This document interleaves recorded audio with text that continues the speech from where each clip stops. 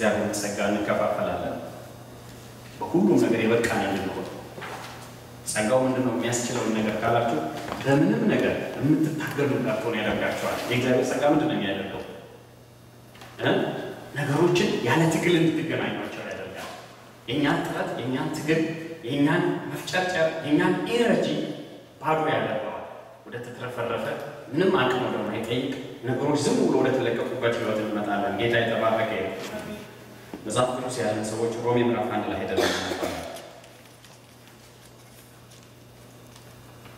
ምዕራፍ 1 ሐዋርያ ሊሆን የተጠራ የኢየሱስ ክርስቶስ ባሪያ ጳውሎስ በነቢያት አፍ በቅዱሳን መጽሐፍ አስቀድሞ ተስፋ ለሰጠው ለእግዚአብሔር ወንጌል ተለየ ይህም ወንጌል በሥጋ ከዳዊት ዘር ስለተወለደው እንደ ቅድስና መንፈስ ግን ከሙታን መነሳትን የተነሳ በኃይል የእግዚአብሔር ልጅ ሆኖ ስለተገለጠው ስለ ልጁ ስለ ኢየሱስ ክርስቶስ ነው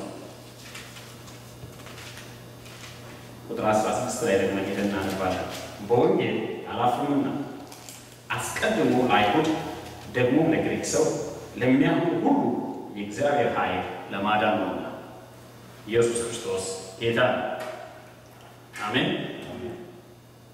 ምንድን ነው የሚለው መጽሐፍ ቅዱስ ይሄ ወንጌል በሥጋ ከዳዊት ዘር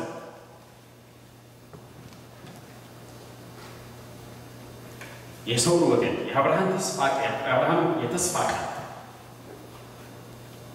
ለአሕዛብ እግዚአብሔር በአብርሃም እምነት አማካኝነት ለዓለም ያሳየው የሰጠውን ተስፋ ሙሉ ለማድረግና ለመግለጥ የአብርሃምን ዘር የዳዊትን ዘር በሥጋው ይዞ መጣ ይላል መጽሐፍ ቅዱስ ነገር ግን በዛ ዘር ብቻ ኢየሱስ ክርስቶስ በዚህ ምድር ላይ ተመላልሶ ቢሆን ኖሮ ምንም የወንጌል ተስፋ አይኖረንም ነበር ኢየሱስ ክርስቶስ ዝም ብሎ በዛ ዘር ብቻ ተነስቶ በዛ ማንነት ብቻ ተነስቶ በዛ ማንነት ተመላልሶ ቢሆን ኖሮ አስተምሮ ቢሆን ኖሮ ለሰው ዘር የሚበቃ ተስፋ አይገኝም ነበር ነገር ግን እግዚአብሔር ቃል ሲናገር ምንድን ነው የሚለው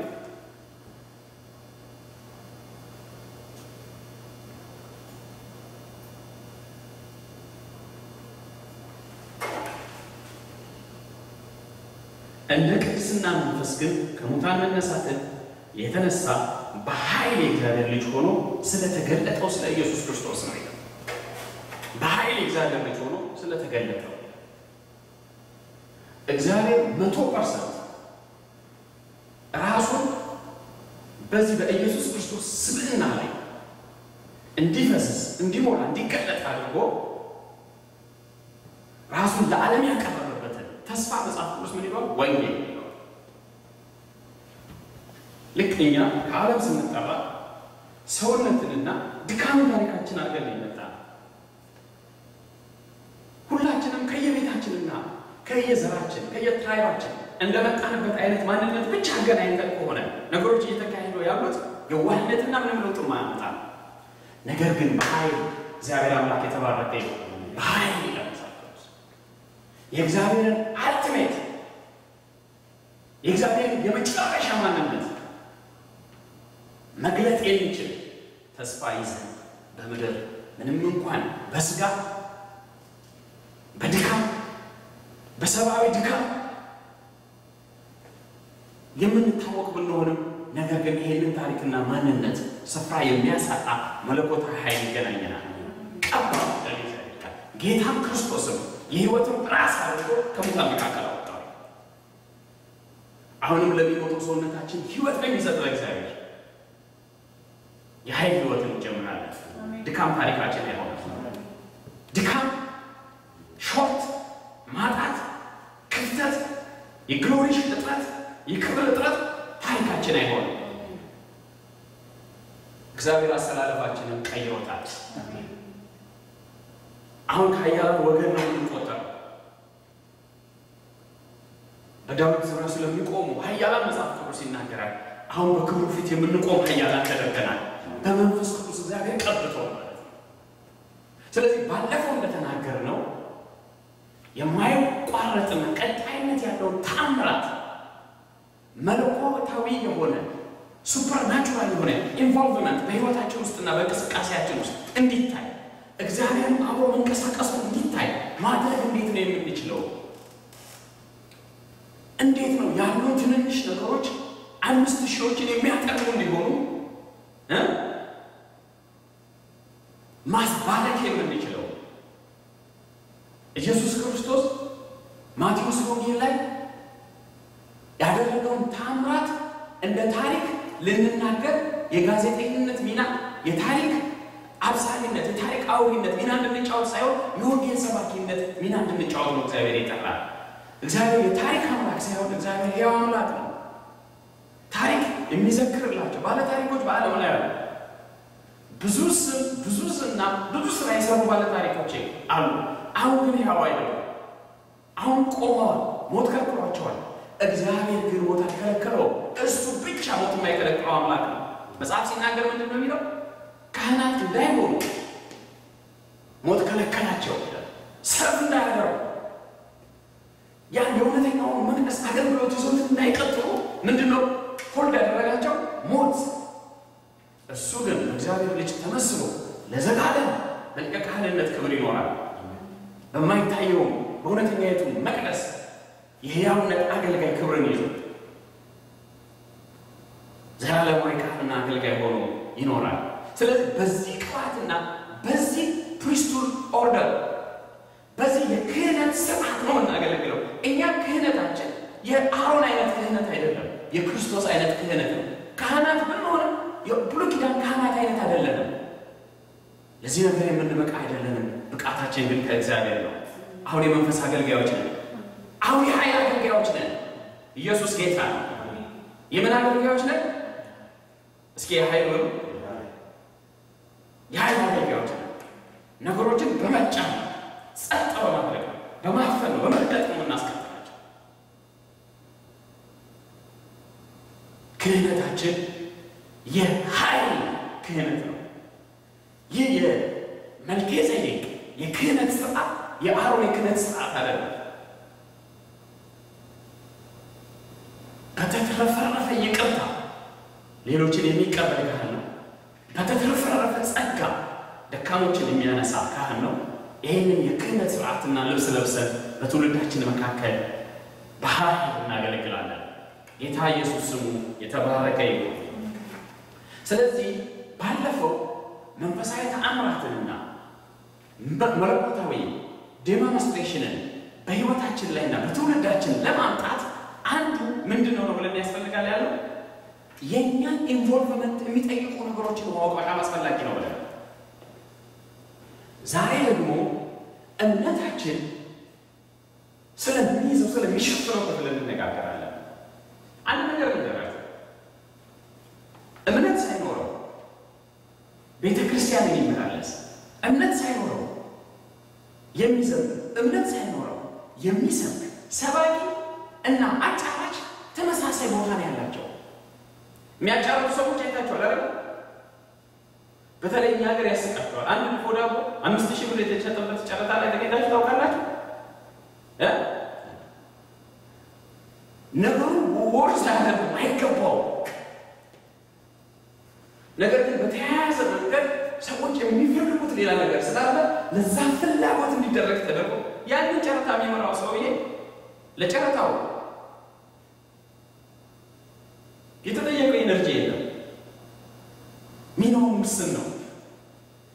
ስለዚህ እምነታችን ነገሮች የሚገባቸውን ዋጋ እንዲያገኙ ያገለግላል። ስለዚህ እምነት ማለት የተቀበልነው የሃይማኖት ቲዮሪ ማለት ሳይሆን የማይታየውን ዓለምና መንፈሳዊ ድርሻችንን አክሰስ የምናደርግበት ጥበብና መንገድ ማለት ነው። ጌታ ኢየሱስ ስሙ የተባረከ ይሁን። አንድ የጥበብ ተናጋሪ ምን ብሎ እንደተናገረ ታውቃላችሁ? ከጥንታዊዎች ይልቅ ኤሊዮች ስለመንገድ ያውቃሉ። ለምን መስላችኋል? ከጥንታዊዎች ይልቅ ኤሊዮች ስለመንገድ በደንብ ያውቃሉ። አንዳንድ ጊዜ ጎርፍ የለመደ ህዝብ ቀስ ብሎ የሚሄድ የሴሎን ውሃ አይወድም። ስብዕናችን እየተጠመቀ ሙሉ ለሙሉ የእግዚአብሔርን ህይወት የምንገናኝበት ትዕግስት ተጠይቃ ሊሆን ይችላል።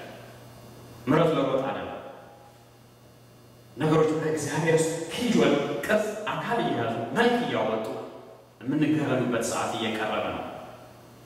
ጌታ የተባረከ ይሁን። ከዋክብት በየክፍላቸውና እንደየአቅማቸው ያበራሉ። እኔ እንደማበራው እሷ ታበራም፣ እሱ እንደሚያበራው እሷ ያበራም፣ እሷ እንደምታበራው እሱ ያበራም፣ እሱ እንደሚያበራው ደግሞ እሷ ያበራም። ነገር ግን ብርሃንን ማሳየታቸው አይቀርም። ታምራት ከቤታችሁ መነገሩ አይቀርም። ከፈለጋችሁ ከድኳችሁ የምስራች መነገሩ አይቀርም። እግዚአብሔር በኃይል ይቀባቸዋል። ኢየሱስ ጌታ ነው። ጳውሎስ ምንድን ነው የሚለው? የቀባን እግዚአብሔር ነው። አሁን እግዚአብሔር አምኗችኋል። እኔ ማን ነኝ ብላችሁ በነገሩ መገረም ትችላላችሁ። ሪማይንድ ያደረጋችሁ ዳዊት ራሱ ወንበር ላይ ያገኘ ወደኋላ ሲያስብ የአባቱ ጥቂት ከብቶች ለመጠበቅ የተናቀሰ ነበር። ድል በድል እስራኤልን ረፍት በረፍት መትረፍረፍ ምድሪቷ ላይ ሲያሰብ አየውና ከእሱ ጋር የሚሰራው ነገር የእሱ አቅም እንዳልሆነ አወቀ። ከዚህ በኋላ ለጉዳያችሁ የእናንተ እጅ መስራት ያቆማል። አሜን። ከዚህ በኋላ ለጉዳያችሁ በእናንተ እጅ የምታደርጉት ጦርነት ያቆማል። እግዚአብሔር ለሕዝቡ የሚዋጋበትን ወንጌል አመናል። ጌታ ኢየሱስ ስሙ የተባረከ ይሁን። ጳውሎስ ለዚህ ነው ምን ይላል? በወንጌል ምን አለ? ለምን እግዚአብሔር አቅሙን ሁሉ ለምን ይጠቀማል? ለማዳን በውስጥ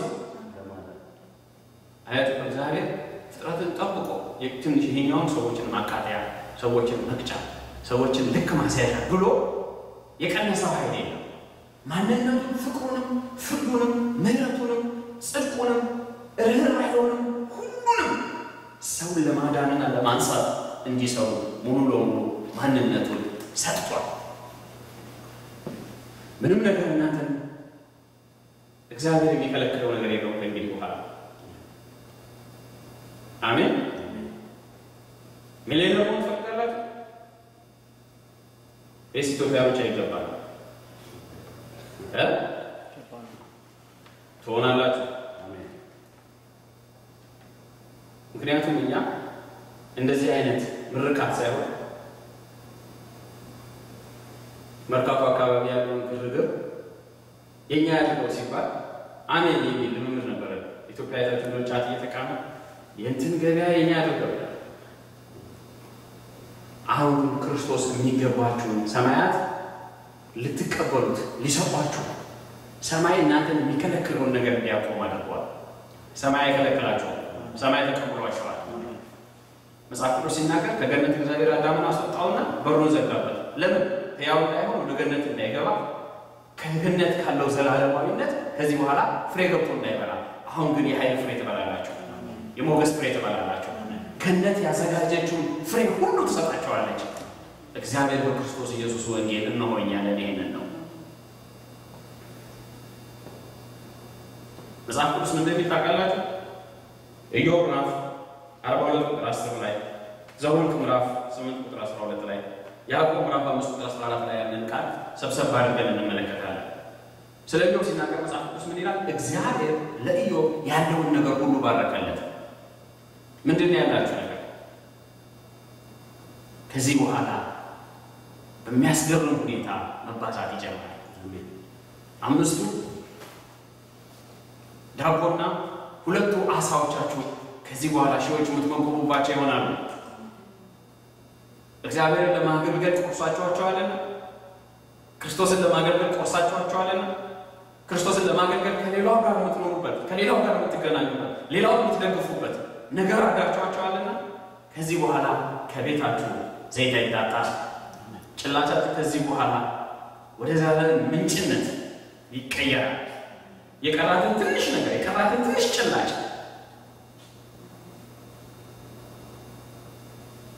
ነቢይ ባሏን አስታውሳ የተማጸነችበትን ጸሎት በሚሰማ በእግዚአብሔር የሴትዮዋ ተአምራት ቤቷን እንደሞላ ተአምራት ቤታችሁን ይሞላል። ክርስትና ከዚህ ውጭ ምንም ትርጉም የለውም። አንድ ነገር ልንገራችሁ። ስላሉብን ክሶች ሁለቱንም አእምሯችንን ስለተቆጣጠሩ እንግዳ ድምፆች በደንብ መነጋገር አለብን። መጽሐፍ ቅዱስ ሲናገር ምን ይላል? አንዳንዶች የአጋንንትን ትምህርት እያዳመጡ ይላል። እስቲ የአጋንንትን ትምህርት እያዳመጡ ነው ሃይማኖትን ይክዳሉ ይላል። ምን ማለት ነው ታውቃላችሁ? ከእግዚአብሔር ዘንድ እምነትን ማለት ከእግዚአብሔር ዘንድ የጸናውንና ለሰዎች የተሰጠውን ነገር የሚያስተምረው ትምህርት አይቀበሉም። ኔጌቲቭ ወርድ አኪዩዜሽን ታናሽነት ጉስቁልና ድህነት ባዶነት ፍርሃት ጭንቀት ሰላም ማጣት ያምኑ እሱ ያጋንንት ትምህርት ነው መጨነቅ አጋንንት አስተምሮን ስንመረቅ የምንለብሰው ዋው የእግዚአብሔር ትምህርት አይደለም እግዚአብሔር አያስጨንቅም ይላል መጽሐፍ ቅዱስ ኢየሱስ ጌታ ነው እግዚአብሔር ለኢዮብ ከፊተኛው ይልቅ የኢዮብን ሀብት የመጀመሪያው ሀብት እንኳን ቢሰጣቸው በጣም በቃኝ የምትሉ ሰዎች የላችሁ ስንት ሺህ ግመሎች ስንት ሺህ አህዮች እንዴት የሚያማምሩ ልጆች እነኚህን ኪፕ አድርግልኝ የምትሉ አይነት አይደለም ጸሎታችን እግዚአብሔር ግን ከፊተኛው ይልቅ ባረከለት ይላል እጃችን ላይ በነበረው ነገር ነው ያለቀስነው እግዚአብሔር ካለን ይልቅ ባርኮናል ከምንችለው በላይ ያስችሎናል ከሊሚታችን በላይ እንደሚሄድ እግዚአብሔር አድርጎናል ኢየሱስ ክርስቶስ ጌታ ነው ስለዚህ ትናንት የነበርከውን ሳይሆን አሁን የሆንከውን ነገር የትናንትናው አንተን አይወክልም ሰይጣን የቀባህ ጭቃ ነው መልክህ አይደለም መንፈሳዊ ማንነትህ አይደለም ያስጥል አንተን አይናገርም ድህነት የሰው ክብር አይደለም ጉስቁልና የሰው ክብር አይደለም በሽታ የሰው ክብር አይደለም ሐዘን ጭንቀት ፍርሃት ዓለም ላይ የምናየው ኪዮስ የሰው ማንነትና መገለጫ አይደለም እግዚአብሔር ሰውን ለክብሩ ፈጥሮታል ስለዚህ ሰው የሚኖረው ኑሮ ሁሉ እግዚአብሔርን ለመግለጥ የማይችል ከሆነ ያፈጣጣራችንን ትርጉም ያዛባ ስለሆነ ትክክል አይደለም እንደዮ ተፈትናችሁ የጸናችሁበት ፈተና ላይኖራችሁ ይችላል ነገር ግን ስለናንተ ተፈትኖ የጸናላችሁ አሜን ክርስቶስ ስለኛ ተፈትኖ ጸንቷል አሜን ስለኛ ደህይቱ አበልጽጎናል አሜን ስለኛ ወድቆ አንስቶናል ስለኛ ሞቱ ሕያው አድርጎናል አሜን ክርስቶስ የተቀበለው ክብር ሁሉ እናንተ የተቀበላችሁት ነው አሜን መጽሐፍ ቅዱስ እንደዚህ ይላል ልመናንና ምልጃን በእንባ ካለ እግዚአብሔርን ስለመፍራቱ ጸሎቱ ተሰማለት ዮሐንስ ወንጌል ምዕራፍ 7 ቁጥር 22 ላይ ዳችሁ ስታነቡ የእግዚአብሔር ቃል ምን ይላል የሰጠህንን ሁሉ ክብር ኢየሱስ ክርስቶስ ዓለም እንደተሰጠው የማመን ችግር የለብንም ክርስቶስ ዓለም ተሰጥቶታል ስልጣን በሰማይና በምድር ተሰጥቶታል ነገር ግን ያንን ሰጠን አሜን ያንን ሰጠን አሜን ክርስቶስ ስልጣን ሰጠን አሜን ኃይል ሰጠን አሜን አሁን አስተላለፈው ሪቱን ልንቀይረው ነው ከ2000 ዓመት የቤተ ክርስቲያን የዝግመት እንቅስቃሴ ወጣ ወዳለ አቅጣጫውን የምንቀይርበት ጊሩን የምንቀይርበት ዳገት ለመውጣት የሚረዳ ማርሽ የምንጨምርበት የምንቀይርበት ጊር የምንቀይርበት ሰዓት ደርሷል አሜን አሁን በቤተ ክርስቲያን ወንጌል ብቻ ሳይሆን በመንግስቱ ወንጌልም ተጽዕኖ ምድር ላይ የምንታወቅበት ቀን እየመጣ አሜን ኢየሱስ ክርስቶስ ጌታ ነው አንድ ለሽ አሁን ማክሰኞን አንድ ሰው ይቀበለኛል እኔ ቅዳሜ ጀምራለሁ ትናንትና ሌላ ጉባኤ ሰጥቶኛል ስለዚህ እዚያ ያሉ ሰዎች ምዕመናን አይደለም ያካሉ ልምቶች ነን እኛ ምዕመናን ፈልገን አባላን ፈልገን አካል ነው ፈልገን ፕሮፐርሊ ባዲው ላይ መንቀሳቀስ ስለሚችሉ ብልቶች ነው ምናው ጌታ ኢየሱስ ስሙ የተባረከ ይሁን ስለዚህ የሰጠኝን ክብር ሰጠቻቸዋለሁ እናመሰግናለን እግዚአብሔር ይመስገን ብላችሁ ስጦታችሁን መቀበል አለባችሁ ክርስቶስ ምንድነው ተቀብሎ የሰጣችሁ ቃል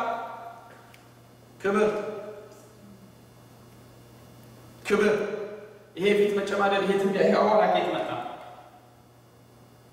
የሰይጣንን ትምህርት ከመስማት ስለዚህ አንዳንድ ትምህርቶችን ወይንም ደግሞ ልንገራችሁ ስለ እግዚአብሔር እንኳን ድሮ ሃይማኖት የሰጠንን አሻንጉሊት ነበር የምናመልከው የጌታችን ኢየሱስ ክርስቶስን አባትና ሕያው የሆነውን እግዚአብሔርን አልነበረም ሃይማኖት አሻንጉሊት ነው እንድታመልኩ የሚያደርጋችሁ ስለዚህ ይሰጣችኋል ደግ እንደሆነ ይነግራችኋል ቸር እንደሆነ ይነግራችኋል ፍቅር እንደሆነ ይነግራችኋል ነገር ግን በሕይወታችሁ እንደሚሰራ ይነግራችኋል ኢየሱስ ክርስቶስ ግን የተቀበለውን ሰጥቶን ነው እንድናገለግለውና እንድናቀር ያደረገን ስለዚህ ሃይማኖት የሰጠንን አሻንጉሊት አይደለም የምናመልከው ሕያው የሆነው የጌታችን የኢየሱስ ክርስቶስን አባት ነው የምናመልከው እንዲሁም ደግሞ ለኛ አባት የሆነው እግዚአብሔርን ነው የምናመልከው በአባቴ ቤት ብዙ መኖሪያ አለ በአባቴ ቤት ብዙ ነገር አለ በአባቴ ቤት ሁሉ ሞልቶ የሚለው ወንጌል ነው የምናወራው አይደል ለምን በራቁትነት ለማን በረሃ ለምን በበዓል ምድር ሄጄ ጸጋዬን ጥዬ እንከራተታለሁ ለምን በዓልን ቆዝማለሁ በአባቴ ቤት ወዳለው የደስታ ዋና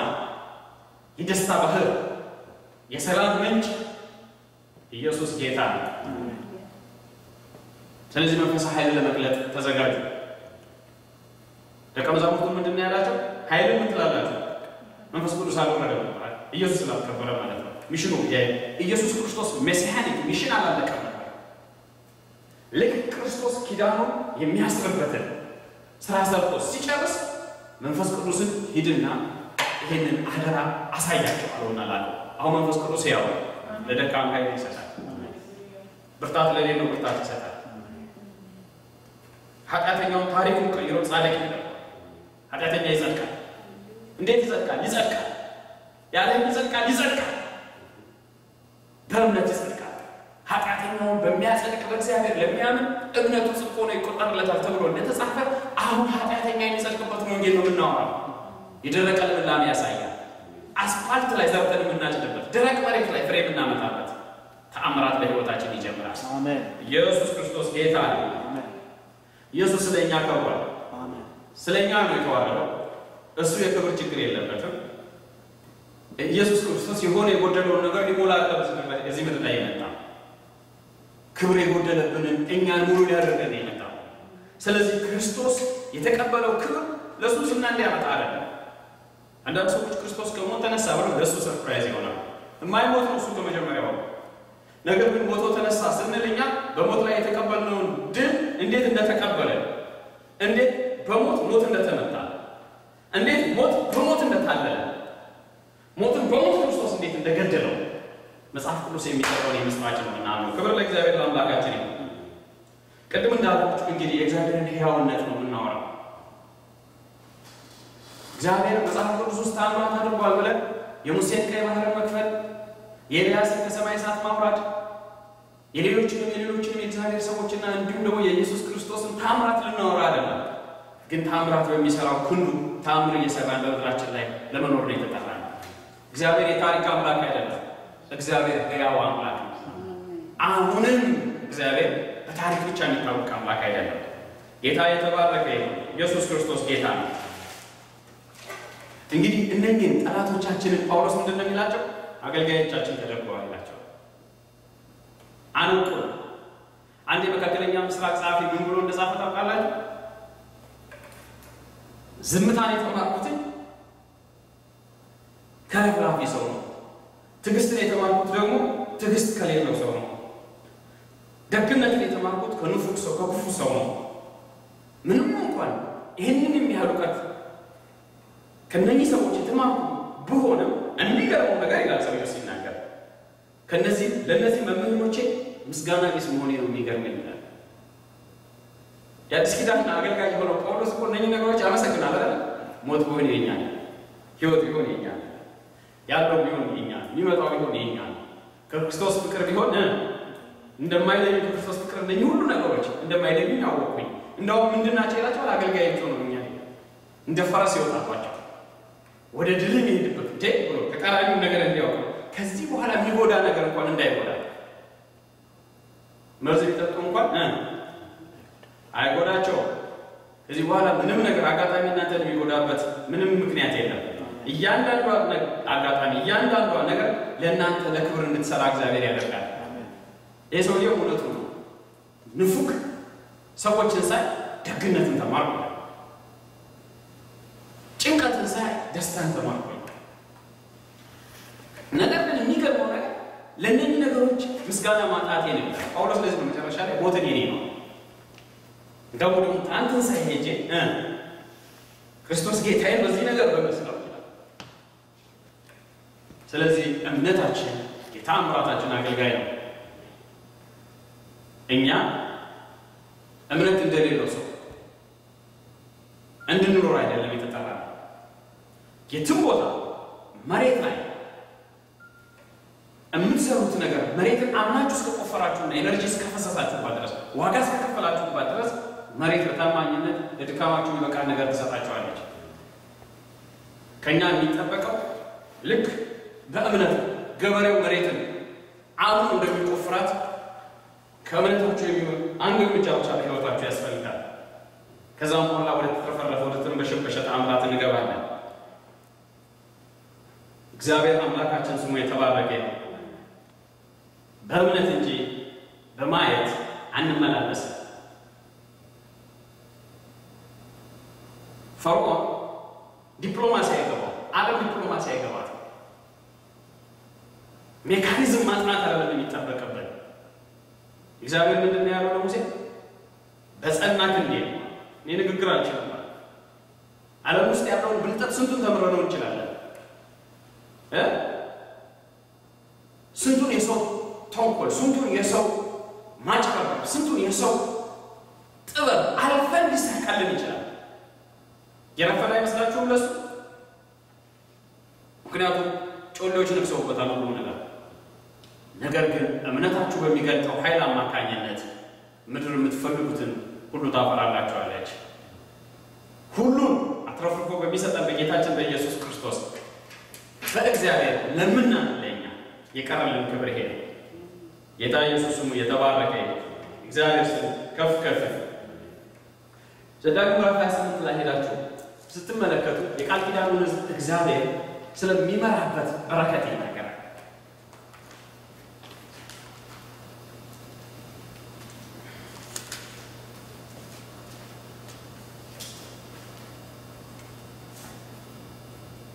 ሁሉም ነገሮች የእግዚአብሔር ባርኮት የእግዚአብሔር ሞገስ አስገድዷቸው የቃል ኪዳኑን ሕዝብ እንዲያረሰርሱ እንዲጠቅሙ ኪዳኑ ምን ያህል እንደሚሰራ ተመልከቱት።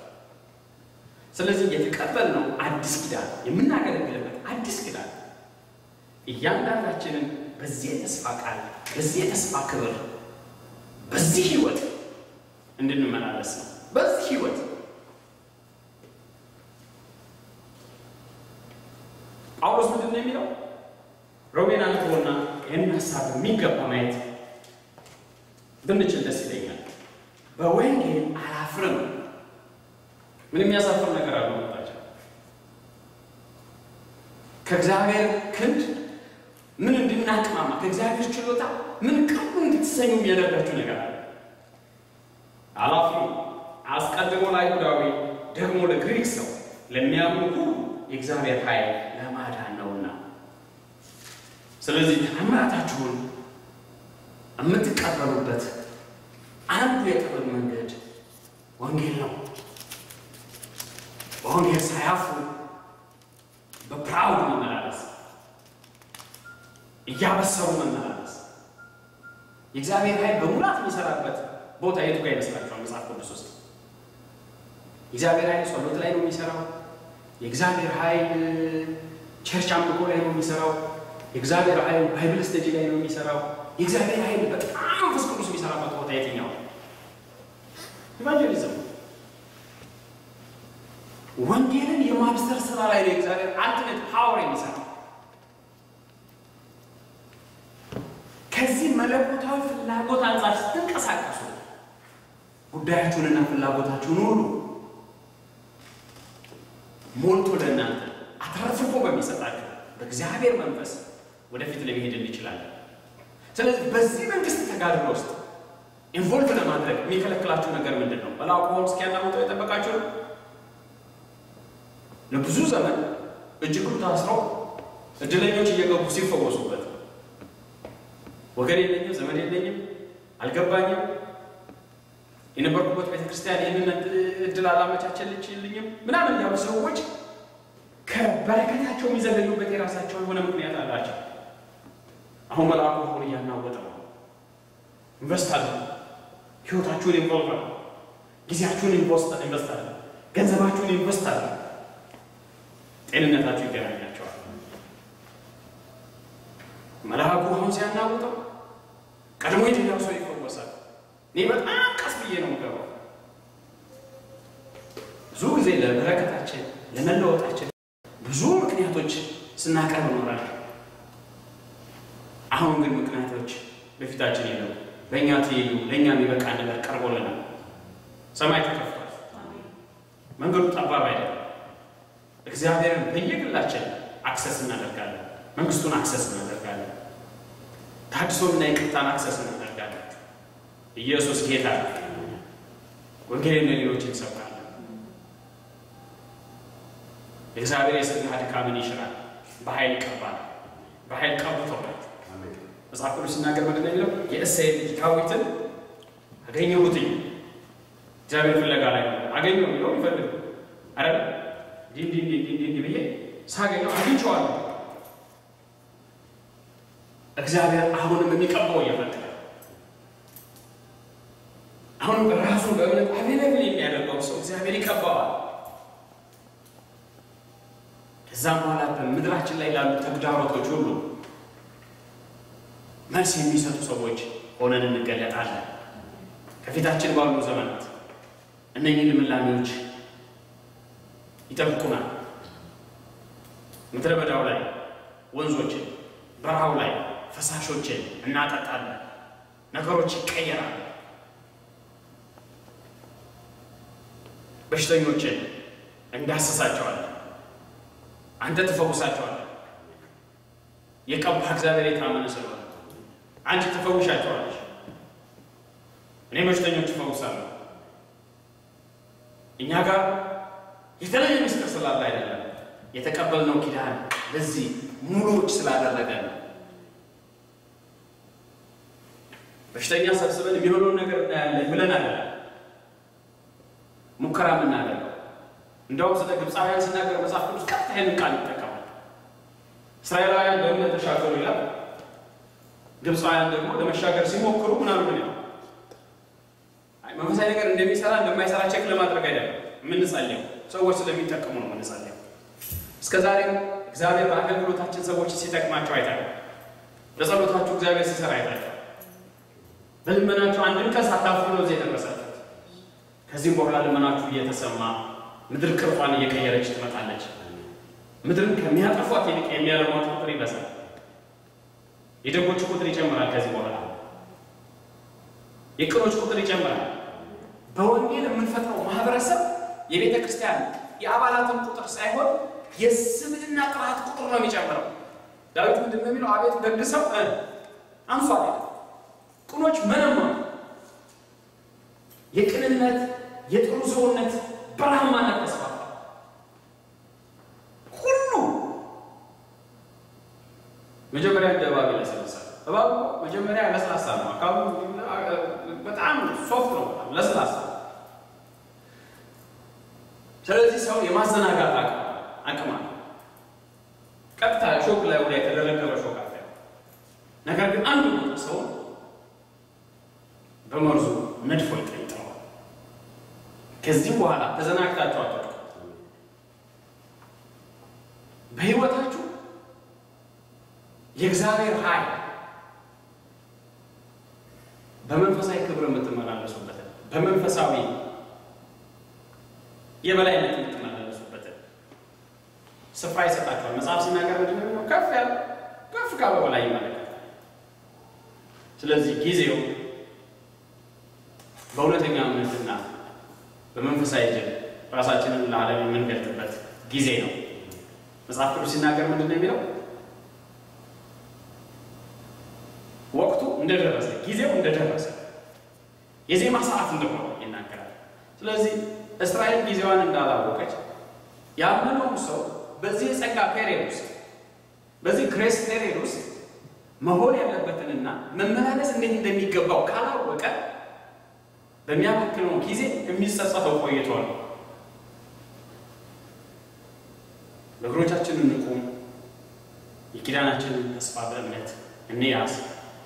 ከመንፈሳዊ አካላት ጋር አሁን በእምነት አብረን እንንቀሳቀስ። እንጸልይ። ተነሱ። ወይስ ያ ሃሌሉያ ኢየሱስ፣ ሃሌሉያ ኢየሱስ። ከፊታችን ያሉ ቀኖችን ሳባቸው። ዛሬ ስሩ። ከዚህ በኋላ አንድ ቀን ሰርታችሁ 7 ቀን ታርፋላችሁ። 6 ቀን ታርፋላችሁ። አሜን። ይሄ አንድ ቀን የምትሰሩት ስራ የእምነት ስራ፣ እምነት የአንድ ቀን ስራ ነው። ምንም ስራ ሲሉት እግዚአብሔር በላከው ነው አላቸው። ስራ የለም ከዚህ በኋላ። አሁን ረፍታችሁ ብዙ ነው። ዘላለማዊ የሆነ ሪላክሴሽን፣ ዘላለማዊ የሆነ መፍታታት፣ ዘላለማዊ የሆነ ነፃነታችንን